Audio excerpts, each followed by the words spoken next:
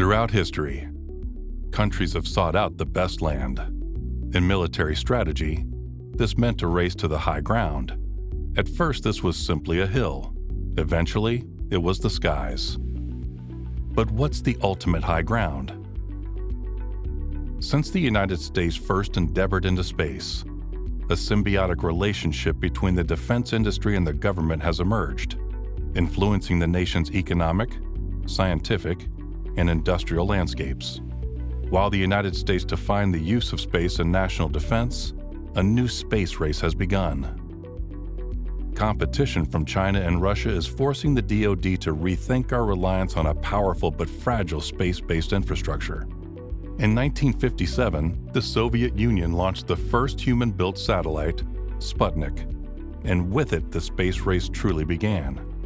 Fast-forwarding to 1983, President Reagan announces the creation of the Strategic Defense Initiative, nicknamed the Star Wars program, increasing government funding for developing space technologies. In 1991, U.S. Armed Forces deployed the first major military use of GPS to drive the Iraqi forces out of Kuwait in Operation Desert Storm. Today, we see a number of countries developing capabilities that are beginning to rival U.S.-led Western systems. Everything from building out parallel satellite communication networks to the ability to destroy or disrupt a satellite in orbit. And this competition goes from low Earth orbit all the way to the moon. To be a leader in the defense of the space economy, the United States must be able to develop, deploy, and defend national assets. The DoD is now re-architecting away from historically relying on a small number of expensive, hard-to-replace space-based assets to a new distributed model built around a much higher number of cheaper, faster-to-build elements of space infrastructure. This new paradigm is creating significant opportunities for both investors and entrepreneurs to provide hardware and services for the DoD. The biggest example is, of course, SpaceX, which is far and away the market leader in both the production and launch of space assets. Newer market entrants like Anduril enable command and control planning through critical intelligence gathered from space, and are playing growing roles working on new deterrence technologies.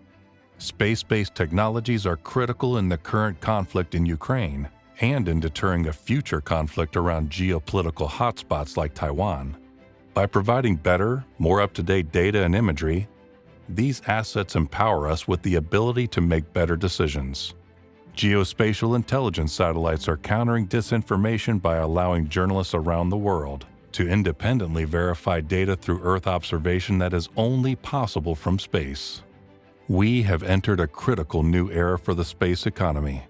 Technological advancements, increased government spending, and the evolving landscape of space signals robust growth and financial opportunity for years to come.